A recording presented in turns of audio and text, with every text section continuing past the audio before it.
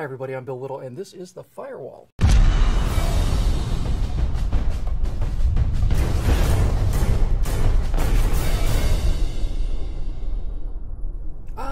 Progressives. You really have to, well, not admire them exactly, but if not admire them, then at least grant them a grudging respect for the tenacity of their beliefs. Because unfortunately for them, the socialist utopia, which they talk about all the time, is a cryptid, which according to Wikipedia's serviceable definition is, quote, a creature whose existence has been suggested, but has not been discovered or documented by the scientific community, unquote. Hey look, here's another example of a cryptid. It's called the Loch Ness Monster. Like the socialist utopia, the Loch Ness Monster requires a lot of magical thinking. Now, magical thinking is not wishful thinking. Sure would be cool if there was a Loch Ness Monster. That's wishful thinking. Magical thinking is the belief that belief can make things actually manifest themselves in the real world. Magical thinking not only dulls reason, it kills reason, because magical thinking is actually a form of anti-thinking. It's belief in something not because of evidence, but in spite of evidence. Now, for example, people who believe in the existence of the Loch Ness Monster will almost universally claim that it is the last of the plesiosaurs. Those are giant marine dinosaurs that definitely did exist millions of years ago. Like all dinosaurs, plesiosaurs are air breathers. So, in order to believe in the Loch Ness Monster, you have to believe that an air-breathing creature the size of a city bus lives under the surface of Loch Ness. Now, we conservatives too have beliefs, but our beliefs are not based on what we wish to be true, but rather what the evidence shows us to be true.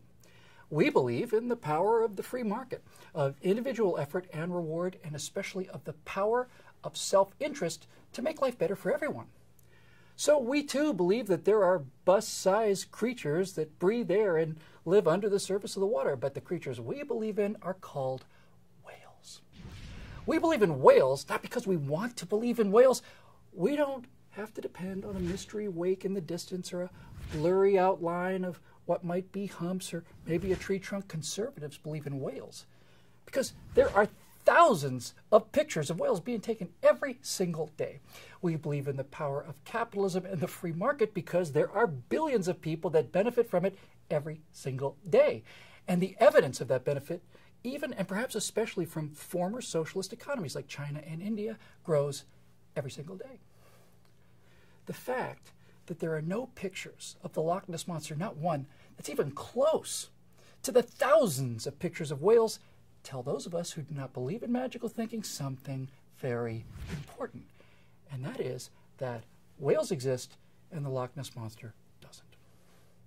Now, if you could print wealth instead of printing money, well, that would be a close-up of the Loch Ness Monster, but you can't print Cadillacs. You can only print what people use to buy Cadillacs, and the more you print, the less it's worth.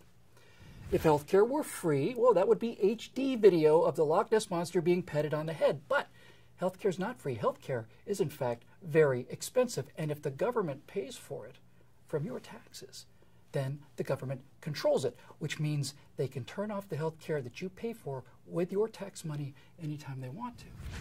And if war were a big misunderstanding that could be resolved through open discussion, well, that'd be Nessie in a tank at SeaWorld. But it's not a misunderstanding.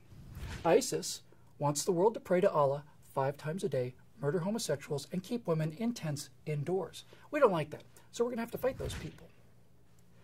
Now, progressives, to be fair, say that the history of socialism isn't just the Great Terror of the French Revolution or the millions killed in the purges and enforced famine of the Union of Soviet Socialist Republics or the mass starvation of maybe 50 million Chinese peasants in the People's Republic of China or 7 or 8 or 10 million more teachers and doctors and musicians murdered in the progressive socialist takeovers in Vietnam and Cambodia, plus throw in a couple more million murdered by socialists, but progressive socialists in Cuba and El Salvador and Nicaragua and Venezuela, etc., and so on. They say socialism can work without killing hundreds of millions of people, and to prove it, they point to places like Sweden.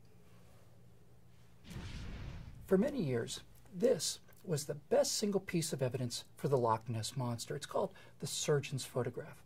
The surgeon's photograph was a hoax, and decades after this picture was taken, some researchers reproduced the hoax to show how it was done. And the shocking thing about it was that the little model monster that they used for that picture was only about this big. It was about the size of a duck decoy.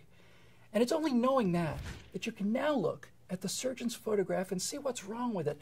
The waves, they're too big and they're too smooth. They look like ripples. It's because they are ripples. The best evidence of the Loch Ness Monster was so poor that without magical thinking, people would have seen through it right away. Now, it is absolutely true that Sweden is a socialist country in the real world, but good socialism, as it exists in Sweden, is not real. Sweden has cradle-to-grave socialist benefits for a while, and only a short while, because, like the Loch Ness Monster, Sweden, unfortunately, is a fake for two beneath-the-surface reasons. First, Sweden can afford to pay all of these benefits, free health care, free maternity leave, and so on, because the cost of defending Sweden is paid by American capitalist taxpayers. I don't want to hear about the few fighter jets or token troops that Sweden might have. All of the money made by all of the Swedes could not pay for Sweden's defense against the Union of Soviet Socialist Republics. Good socialism only exists because capitalists pay to defend the good socialists from the bad socialists. And Sweden and the rest of the socialist states is a fraud for a second reason. All of the European socialist states, all of them, they're dying.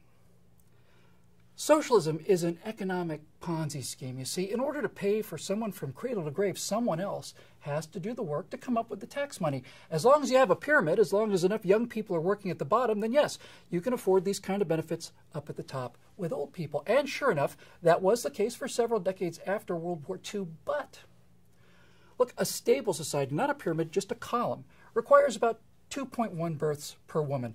1 to replace the man, 1 to replace the woman, and 0.1 to take the fire challenge on Facebook. That 0.1 belongs to Darwin. They're not going to live long enough to have kids. Sweden's birth rate is 1.9. There are fewer Swedes every year.